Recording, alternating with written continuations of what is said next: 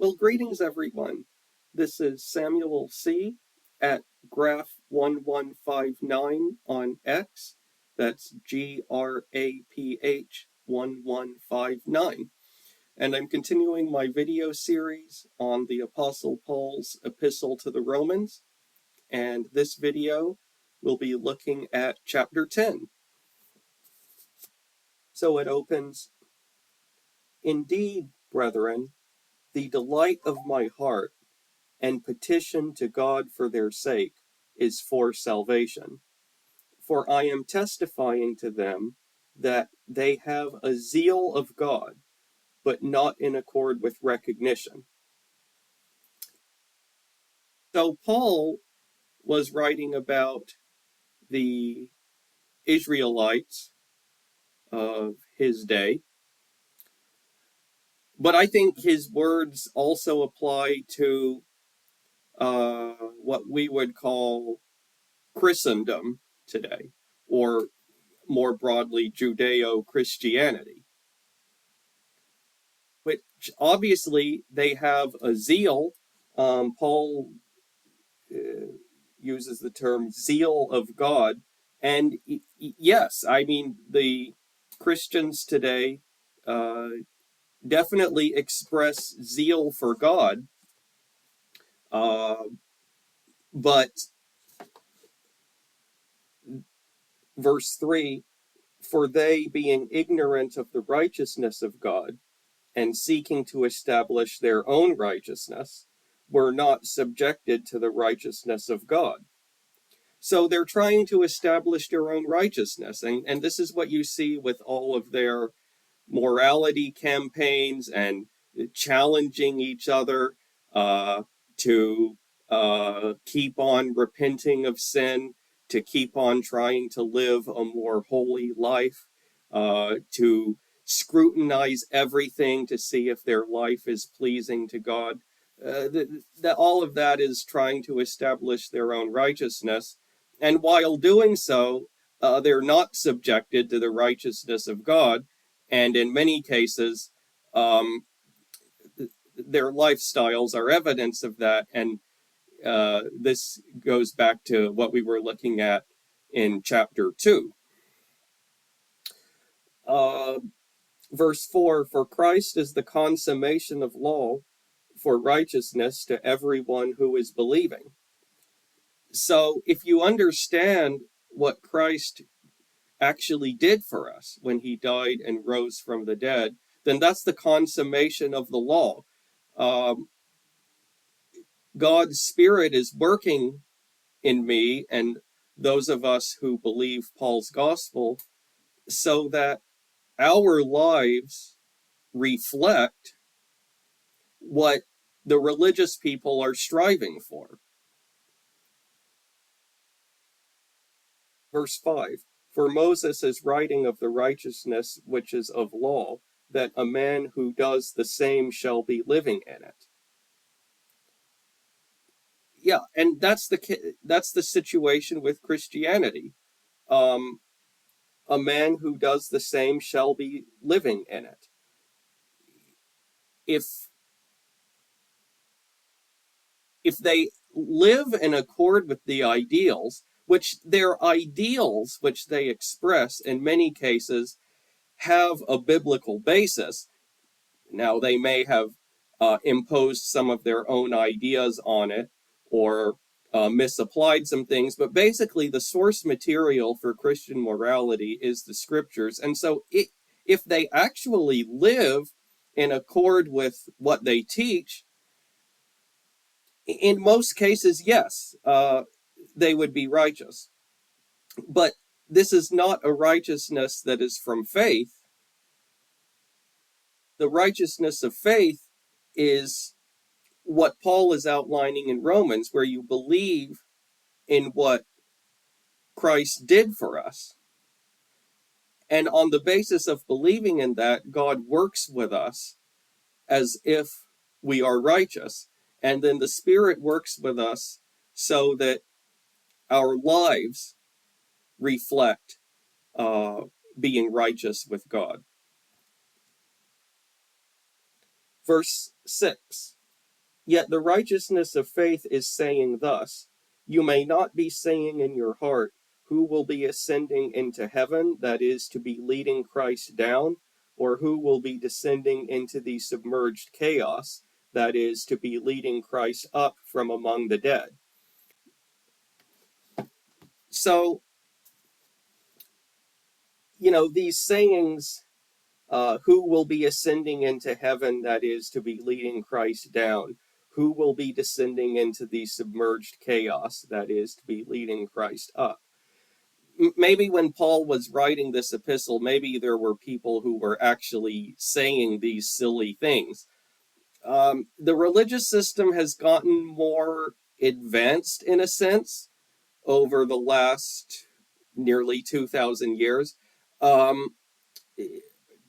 The things that religious people say today are not quite this silly, but they still say things that reflect the same spirit of confusion, such as, we have to meet Jesus halfway. He did his part, now we have to do ours.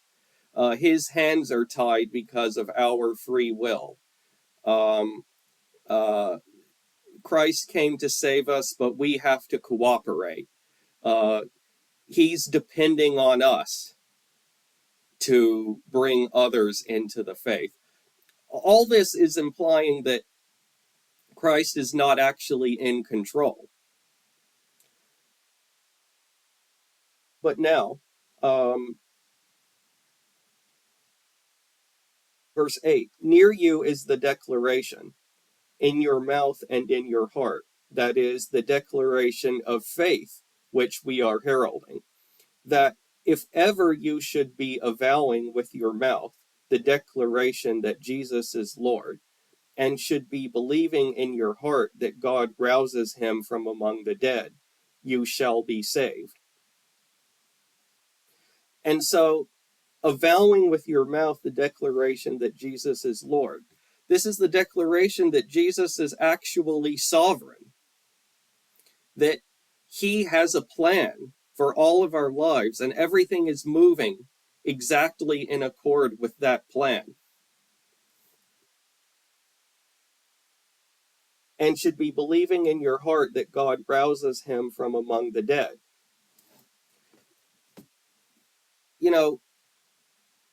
There have been people throughout the ages who value Jesus' teachings in some way, but do not believe that he physically rose from the dead. That they may identify with things that Christ taught, but they don't believe in the physical resurrection. But for Paul, the physical resurrection is central to the gospel that Paul is heralding. And so if you avow with your mouth that Jesus is Lord and believe that God rouses him from among the dead, you shall be saved. Now, verse 10, for with the heart it is believed for righteousness, yet with the mouth it is avowed for salvation. This is interesting. There's a contrast between believing for righteousness and avowing for salvation. It was, in my own life, it was in the year 2011 that I came to believe that my salvation was actually because of the death and resurrection of Christ. That it was not about my choosing to use my free will to believe in Christ, that's not ultimately where the assurance of my salvation comes from. I came to realize it really is all because of what Christ did. And from that point on, I believed that. And so based on what Paul says here, I assume that from that point on, God dealt with me on the terms of righteousness. But for 10 years after that, the things that I said verbally were a different story. Um, I still, for 10 years, I parroted a lot of the Christian religion's talking points in terms of how I looked at life and how I looked at the world. And I was still echoing their mentality, minus eternal torment. But I was still very much in their mindset. And I was not living in the practical reality of salvation during that time because I was still struggling with guilt and struggling with the flesh, and I was still um, re- trying to reform the old humanity, which, you know, we know from Paul's letters is a useless endeavor, but um, I was still caught up in that.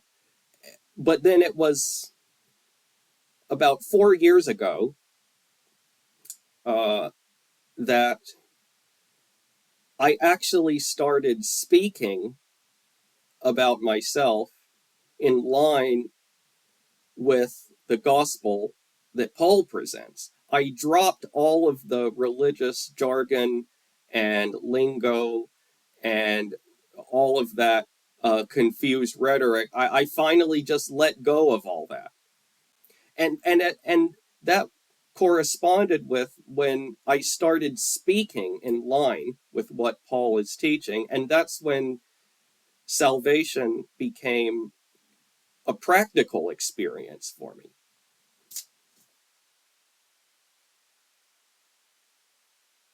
Verse 11, for the scripture is saying, everyone who is believing on him shall not be disgraced.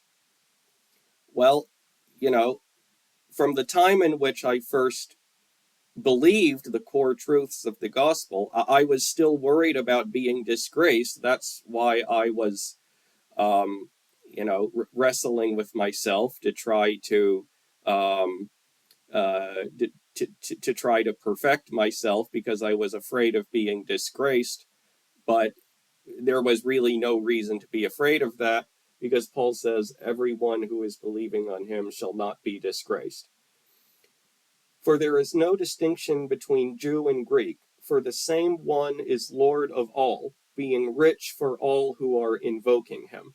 For everyone, whoever should be invoking the name of the Lord, shall be saved. How then should they be invoking one in whom they do not believe? Yet how should they be believing one of whom they do not hear? Yet how should they be hearing apart from one heralding? Yet how should they be heralding if ever they should not be commissioned? According as it is written, how beautiful are the feet of those bringing an evangel of good. So before I go on, Paul is talking about how, in order to believe the gospel, you have to hear it. And this is the reason why God inspires each of us in whatever unique way that he has for us uh, to talk about our faith or to write about it. And, when I was in the Christian religion, it was like there was this burden they put on people that you have to share your faith. But I don't see it that way anymore. I don't see it as some obligation that I have. But as God works with me, it just becomes natural. It becomes part of who I am to talk about it.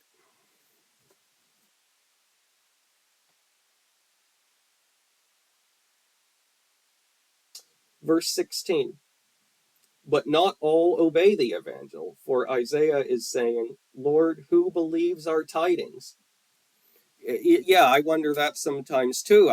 When I post about the evangel on X, and I see that it gets views, people looked at it, but I often wonder, has anybody looked at it and become a believer as a result of seeing it? I wonder the same question as Isaiah, but I leave it with God. Anyone who he's called to believe the truth, he will bring them to see it. And he works through us to do it. Verse 17, consequently, faith is out of tidings, yet the tidings through a declaration of Christ. But I am saying, do they not hear at all? To be sure, into the entire earth came out their utterance, and into the ends of the inhabited earth their declarations. So the message of Paul's evangel is out there. It's on the internet, and there are people from every continent who have come to believe it, despite the fact that it is far from being the message that has the most prominence in the world today. Um, you know, compared to the um, the Christian religion and all of the churches and the um, television ministries, radio ministries, which preach the mainstream Christian gospel message. Uh, the true message of Paul's gospel is not very loud compared to that, but it's there for anyone to see if God leads them to it. Regardless of what life circumstance you're in, you can come to know it. God has made a way. And he's done that through his work with each of us who are believers in it. Verse 19, but I am saying, did not Israel know at all? First, Moses is saying, I shall be provoking you to jealousy over those not a nation. Over an unintelligent nation shall I be vexing you. Yet Isaiah is very daring and is saying, I was found by those who are not seeking me. I became disclosed to those who are not inquiring for me. Now to Israel he is saying, the whole day I spread out my hands to a stubborn and contradicting people. Well, Paul wrote this in reference to Israel, but stubborn and contradicting. That's a pretty good description of Christendom also. What I want to say is that I hear people all the time talking about how we need to make the United States to have a stronger Christian influence. People say we need to return to the Christian roots. They say that we need to keep this a Christian nation. But I don't need that. I don't need to be living in a Christian culture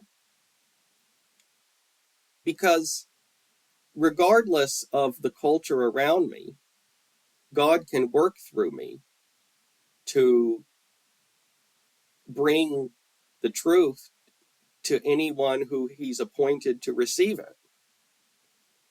So I don't need to be surrounded by Christians in order for God's life in me to be carried out. Um, and so, and as Paul writes, uh, he quoted Isaiah saying, I was found by those who are not seeking me. I became disclosed to those who are not inquiring me.